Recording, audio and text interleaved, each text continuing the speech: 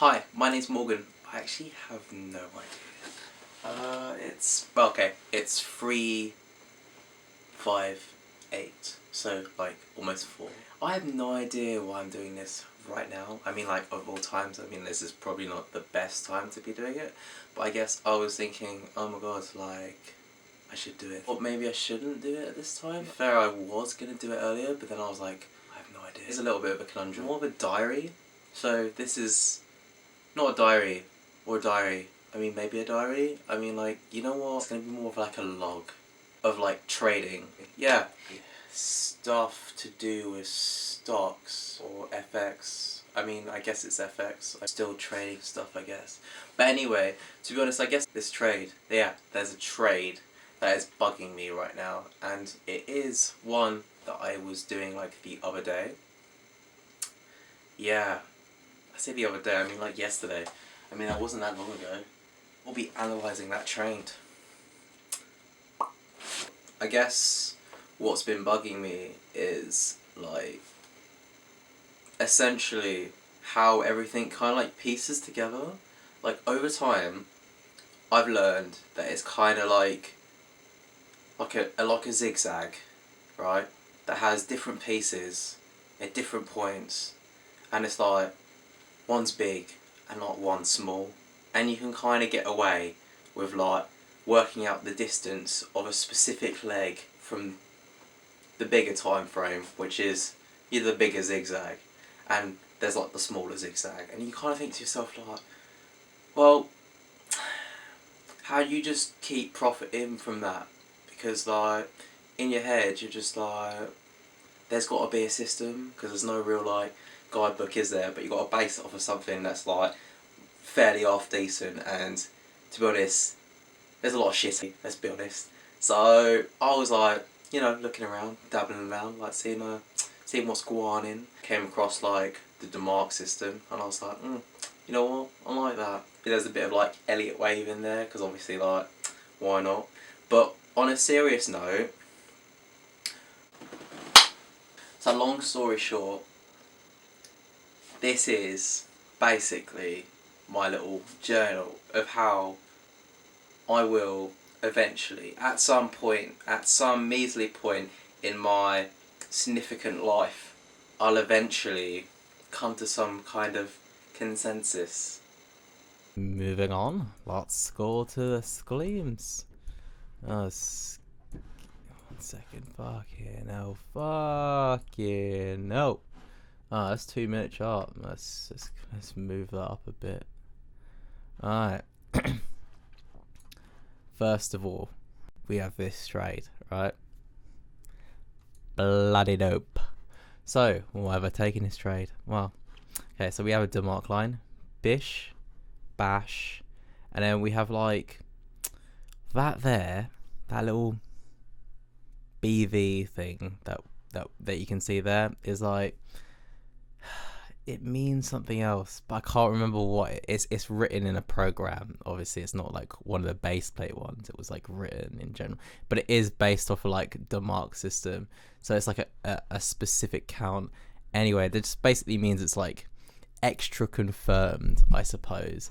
At the same time, you could also confirm it by like doing something like this. So you would measure this size of the candle to the bottom. So that would be, what's that?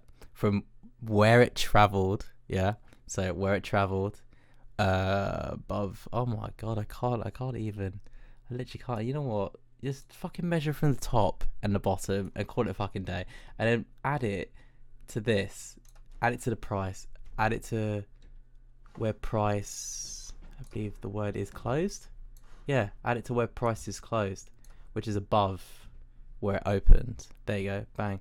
And that happens to be before price broke, which is this TD line here. Well, then you could argue, well, isn't this a break? Well, yes and no, not really. It's not really a break. It's more of a poke through. Yet poke throughs, which are like less than breaks, well, they're not really breaks. That's clearly broken. That's just a poke through. It doesn't mean anything, does it? Maybe it does. Or well, you can also confirm it by measuring the close of this candle and the close of the previous candle. So you could literally just go like that, and then just add that. Technically, you're supposed to do that one first anyway. It's the one that's less that you use, but it just kind of just goes to show that, well, yeah, it's more likely to go in that direction. But let's just add some extra spice, because why not? So this chart here, voila, which is the same thing, I guess. It's like confirming through multiple time frames that everything is in sync with each other and everything is flowing in one direction, one measly direction. But let's take a closer look at this. So obviously we want to start from top to bottom. So let's start from the monthly. Let's see what's going on.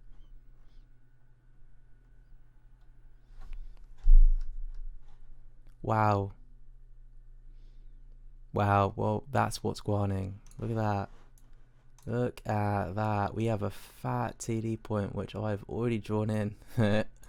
And then, look, it's like curling up here in the MACD, which is like, I don't really know what the MACD is, to be honest, but it is like one of the base indicators that you find on like these kind of like platforms, I guess. And a lot of people use them. Probably should find out what that means. Maybe like do individual videos of like what these kind of like indicators all do, and then like expand on them. Besides that, I mean, like, you could probably even argue that the trade I'm in has a little bit more give. But you see, from I've learned, like, so say, let's just say like bang, let's just say that, right? Say that that's the thing, and we decide to just, you know, not do the small trade, and we just go all the way up here and hang in there like a little boss. Do you know what I mean? That'll be that much. I mean, you could do that, but you're not accounting for all the fluctuations, which is really annoying. So like, I kind of figured like, yeah, you could literally just hang in there and it could just literally blare all the way up, but like in some cases it just won't. It doesn't just move linearly unless you have a stop. Like the safest point from here, right, is actually down here. Well, I know, sorry, it's actually down here. So technically your £3.20 stop is now £421, which if you have a tiny account will probably blow. I guess you could argue, but like, oh, it's worth the risk. It's really not worth the risk. Don't do it. Oh no, I'll have to go down again. Shit. Boing boing boing boing boing. There we go. Bang. Start that. Alright. Well, we established it's mostly like freaking bullish. I mean, I don't really have to look for all of this. I mean, but you can do that, because it's just going to be a more expanded version of that. It's just going to extend this uptrending, but you can obviously tell like this is like downtrended, and then it's like this is like consolidation. I guess you can class this as consolidation. This little bubble is consolidation, and it's just this area of just, if it breaks past that area, then you're pretty much gold. Like, well, not gold, but you know, more gold than less gold, I guess. But it literally could just come up to here and bounce back off, come back down again, and then bounce back up again, and then just like, you just don't really want to be in there that long. But I guess you could argue and say to yourself like, all right, throughout the week I'm just gonna trade bullish, you know, and then try and catch that one little chicken, but then just kind of like prick off of it, just take pricks, just keep riding, but just ride that chart bullish. I guess you could. I mean like, that's what I find kind of like useful about the projections, because you don't necessarily have to use them for like just to take profit. Like you can use them as just general like basis for your trades. Like if you want to literally trade in this direction for a longer period of time, just because you don't really have the, well, not necessarily the account, well actually yeah, the account size to basically trade lesser chips, but just do like 2-to-1s or like 3-to-1s, but like on a smaller scale, and it's just a lot easier to just like, you can short, but obviously it requires a certain amount of margin, and that just requires a larger account, and it just depends on how big your account is, I guess. Oh, look at that. It's the daily. I mean, to be honest, you could even argue that's even overextended already. Like, it's at its wind's end. Literally, it's at its wind's end. Like, at some point, that little fucking leg that you see there, bang, it's gonna pull back. It literally will. Look, it always does it. So, oh, I'm gonna go down here. Oh, I'm gonna pull back. Oh, I'm gonna go down here. Oh, I'm gonna not pull back, but just fucking, do you know what I mean? Explode in one direction. Just always, it just repeats. It's an endless spiral of nothingness. But there you go. Look. Yeah, it doesn't just continue like that for ages. Like, it will just slam down. I mean, like, to be honest, this trade could even fail. Do you know? But I don't know. I mean, it's worth the test, the gusto. But for this, I'm only risking like £13, I think. Let me show you how it worked out. So I went down to 2-minute chart. Bish bash bosh, where are you at?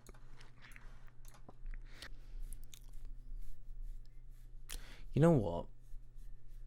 I don't have a clue what it was. But to be honest with you, if you just look here on the 4-hour, it just looks like a giant trend flow candle. And I'll point it out to you. This one here. Bang. Oh shit. That's not very good, is it? Well, you know what it is. It's there. It's this one here.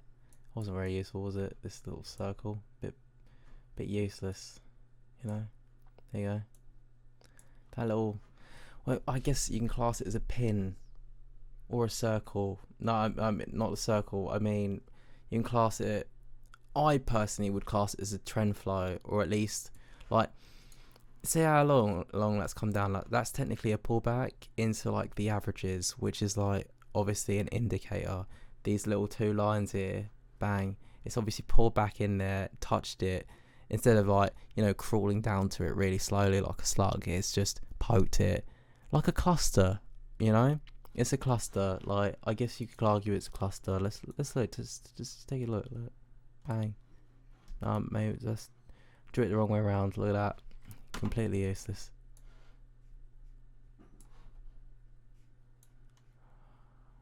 Bang. Yeah. Alright. So cluster points, where you probably want to work them out as like, well, fib levels or cluster points, or you know, whatever floats your boat, really. To be honest. You'd work them out from like the top point of the trend, which is obviously the zigzag, up, down, up, that kind of level stuff. Or you can count this as a leg as well, up, down, up. Or you can count these as mini legs, boom, boom, boom, boom, boom, boom. You get the idea. But yeah, cluster points. Let's just check this out. I mean, okay, cool. Nothing drastic. Like, there's nothing really there, is there? Anyway, at a point it pulled back to about like 38. Actually, no, it is right. It pulled back to about 38.2, poked through it, almost reached the 50%, but then just retracted. That's what happened. That's literally what it looks like. There's nothing else to really look at, is there? But yeah, that's that. And hopefully, you know, I'm hoping, because obviously that's like trend flow. Sometimes with trend flows, they reach 2 times the amount. Like, so a lot of people, they would be like, oh, I'm just gonna do this, you know, and that's my risk, you know what I mean? And they'll just time to it like this, bang, like that. And I'd be like, cool, I've got my 144 quids, dope. If you want to risk that much, I mean, if you're risking like £1, I mean, like, it really depends. But obviously, oh wait, that's not even the proper place to put it, is it? Let's look. Where is the original stop? The original stop is, you would measure. So obviously you've drawn your line. So you drew in your line between here and here, right? And you've obviously done it to the point where it's actually broke that line. So that's this area. And then you would grab to that line to the lowest point of that TD point. So this is the TD point, TD line. With me, stay with me. So highest point to lowest point, and then you add this point to the point where it broke, which is here, right? And then you want to grab this down, boing.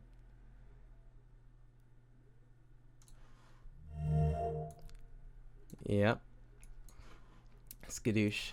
You want to take away the spread. So this here is the spread.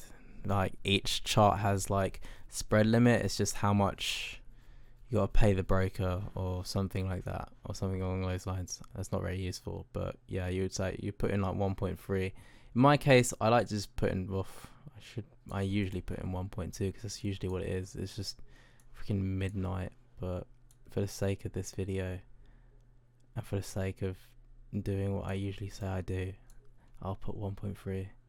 Bang. Look at that. Yeah. Oh, look at that. I didn't even have to move the damn thing. Perfection. And that, in essence, is what you would do.